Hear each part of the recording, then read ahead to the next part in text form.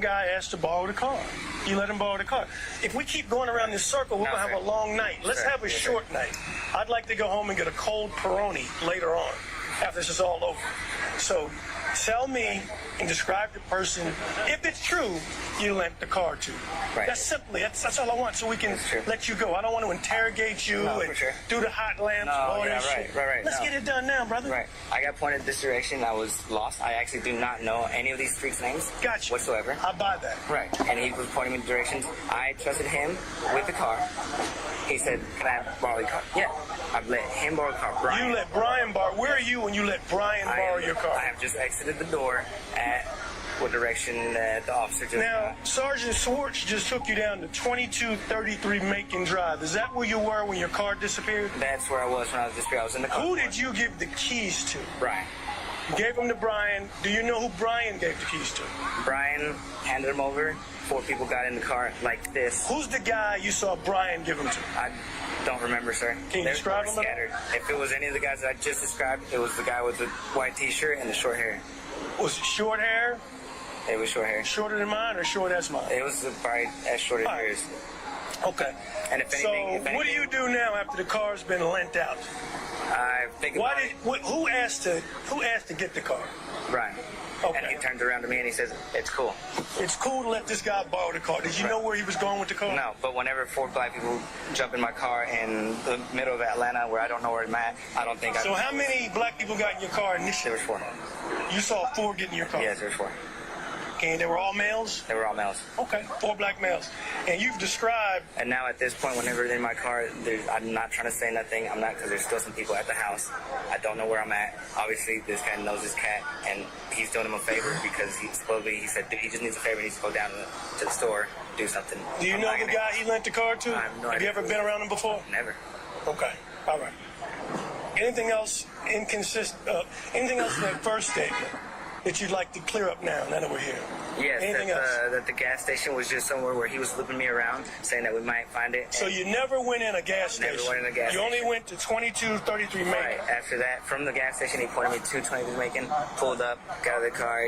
He started talking to him. I kept myself because I don't know these cats. Did you see any firearms at all during this exchange of the vehicle? I did not. If I would have probably seen some firearms, I would have told them from those 20 minutes that we sat there waiting for the car to get back, I would have told them, look, fuck that. Why is there a cop rolling by this house now? Because it wasn't but 3 minutes, 4 or 5 minutes after that the cops were just barreling down that road. Gotcha. And the guys that were there didn't say nothing, but they had this look in their eye like, you know, and they looked at each other, and to me it was just like a gut feeling. That So what prompted you to leave to come up here to Old Hateville?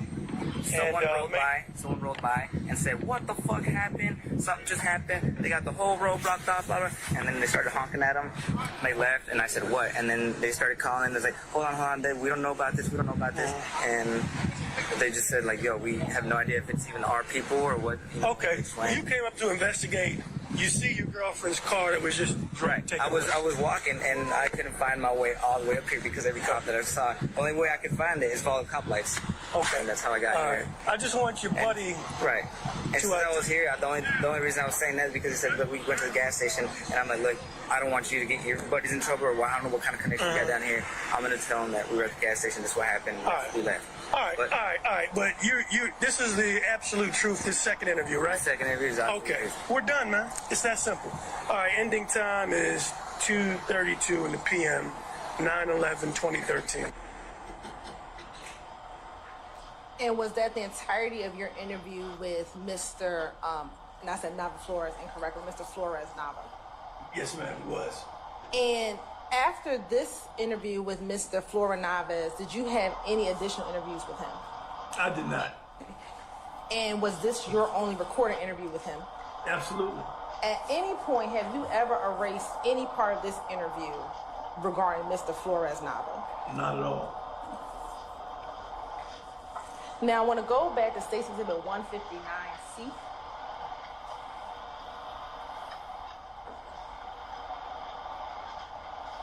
Oh, sorry, 158. 58. Looking at State's Exhibit 158C, do you see roughly the area or Macon Drive on this particular map?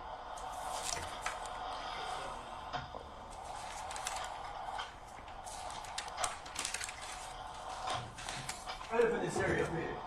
Okay. And roughly, not that you knew exactly where he walked from, but is that roughly that area of Macon Drive where 2233 or 2233 Macon Drive was, roughly over in that Macon Drive area? Yeah, give or take. I mean, it's probably a block or two down from where you got the blue dots. Okay. Block or two, which Well, not way? a block or two. I guess headed towards, was that Mel Burton? Would have been maybe in the middle of the road down there. Oh, wait, hold on one second. Wait for this. It's hard to stop a Bar. train. Try Cosmos Lotion for noses that is sore and wet and make cold and flu season a soothing time. If you could show us again roughly where. I would say in this area here somewhere. Okay. And on the same day, on September 11, 2013, did you also have the occasion to interview a Brian Ransom? I did. And was he able to provide you information that assisted with your investigation? He was able to, yes.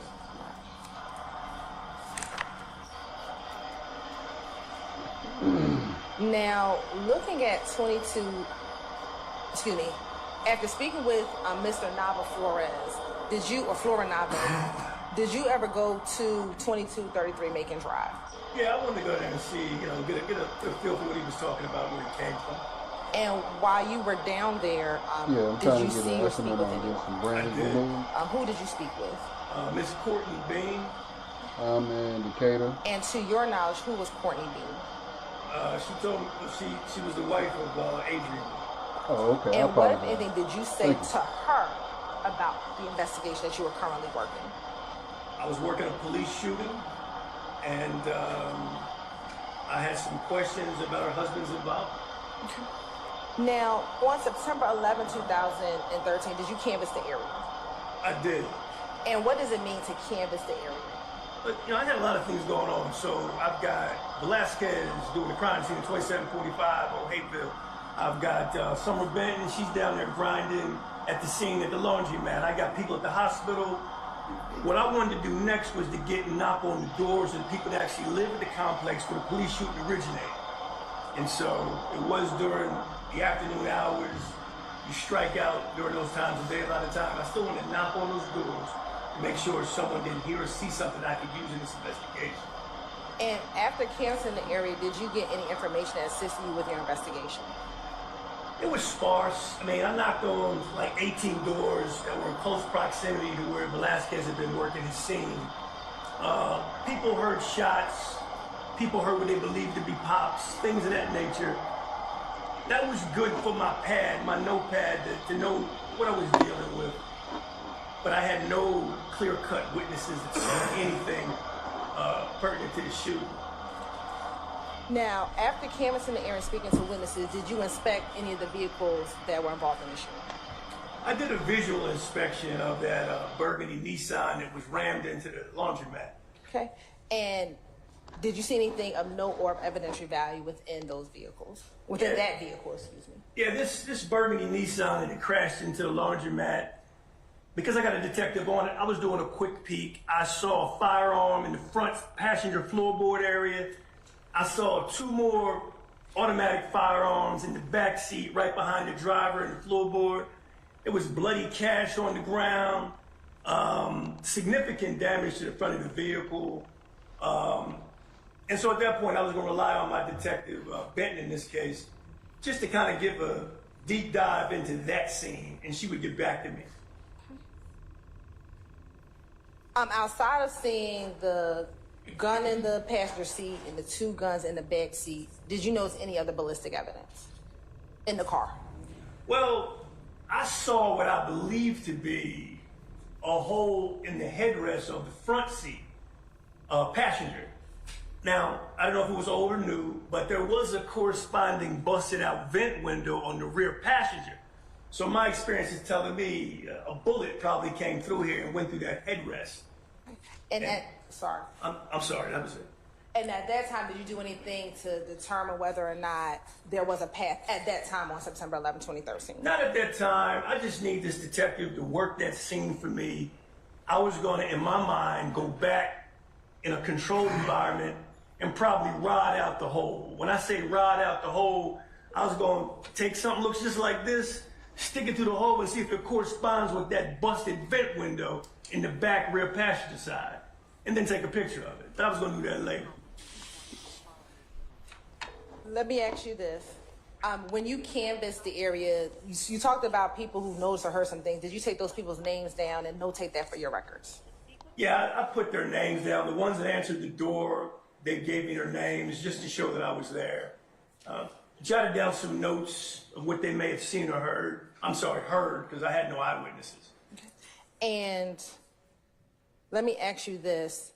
During your investigation, did any patrol officers, detectives, sergeant, lieutenant, captain, anyone from Zone 3 or any other department ever advise you of any surveillance footage from the laundromat that had any evidentiary value? No. During your investigation, did Detective Summer Benton, who you assigned to process 126 Cleveland Avenue, ever advise you that a patrol officer, detective, sergeant, lieutenant, captain, or any major from Zone 3 or any other department gave her any information about surveillance footage from the laundromat that had any evidentiary value? No.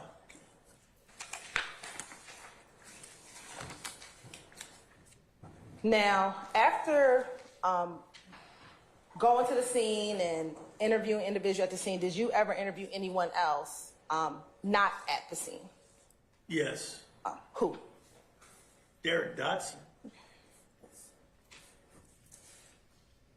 Where did you interview Derek Dotson? I did it at the homicide office that same day. And what was his demeanor when you interviewed him?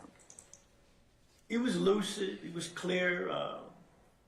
He gave me information about what happened to him. Okay. Was he able to tell you, and don't tell me what he said, but was he able to tell you if money was taken from him? Yes. You're right, I'm asking if he was able to tell him that, not what he said. I'm over the objection on both grounds, Mr. Steele and Mr. Sharp. You may answer the question, Detective. Was he able, not what he said, but was he able to provide that information? Yes, he was.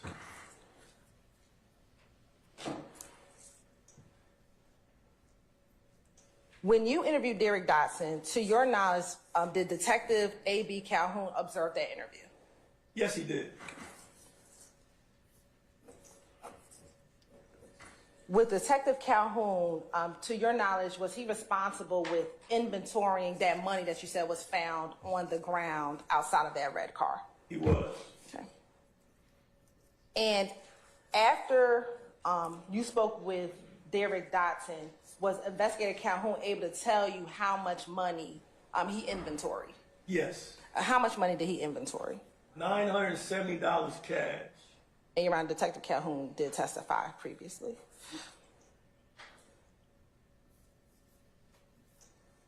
Okay. Now, during the course of your investigation, did you have Detective Velasquez assist you in interviewing a Detective A.C. Booger Higgins? I did.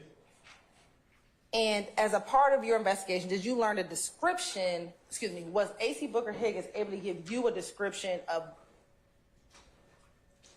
let me back that up. What was your understanding of A.C. Booker Higgins' role in this investigation?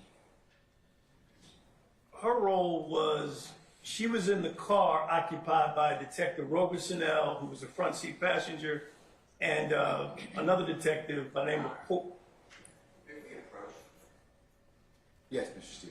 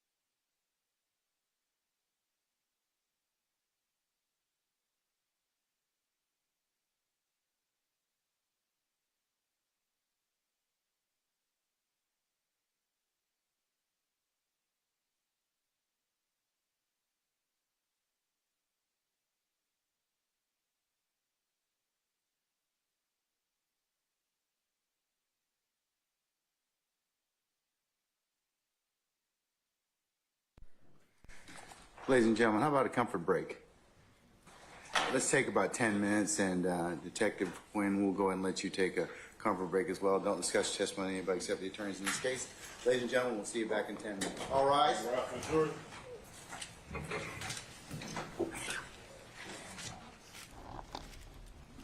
Yeah, so this is the detective that the audio that's been playing between him and the guy that was on yesterday.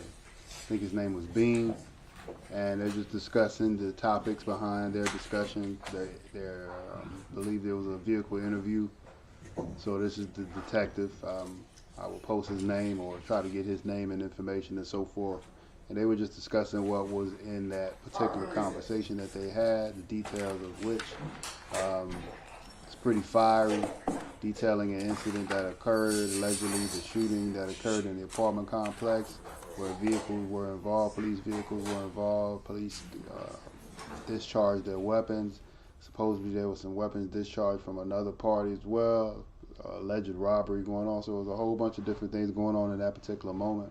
The police state that they ran across a active crime scene with people running and shooting and so forth. So they commenced to try to apprehend the, I wouldn't even say perpetrators, but the people that were actively moving around in that particular scene, because in a situation like that, you don't know what's what or who's who, and you don't know if someone is committing a crime or someone is just trying to get away from a crime or whatever. You're just trying to assess the situation. So the details of which are a little shaky. Hopefully they'll be able to fill everybody in on those particular details on exactly what occurred, and try to get to the bottom of this. This is a small caveat in the larger scope of the active investigation and the trial that's going on for Young Thug right now. This particular incident, it has to be important because they've been discussing for damn near a week with breaks in between and so forth, trying to get to the bottom of what was said. The gentleman, Mr. Bean, his testimony from the prior day just stated he couldn't remember much. It wasn't something that he could recollect. Conversations that were played during the trial while he was on stand, or it wasn't something that he could recollect. I understand things happened a long time ago, and you really can't test someone's memory. You can only ask them, do they remember this and that? But in all actuality, man, a lot of people don't remember what they did last week. So to ask someone what happened over 10 years ago, 5 years ago, or whatever the duration is, it's always up in the air because people's memories are fleeting. Situations occur where they psychologically don't want to remember things, or just simply can't remember things, and just simply forgot. That occurs. That happens. So take that with a grain of salt. Plus, it's very convenient in a court of law as well. Just want to put that out there. My memory slips me while my testimony is going on. So it is what it is. But yeah, hopefully they'll be back in about 10 minutes, and we'll see what's up.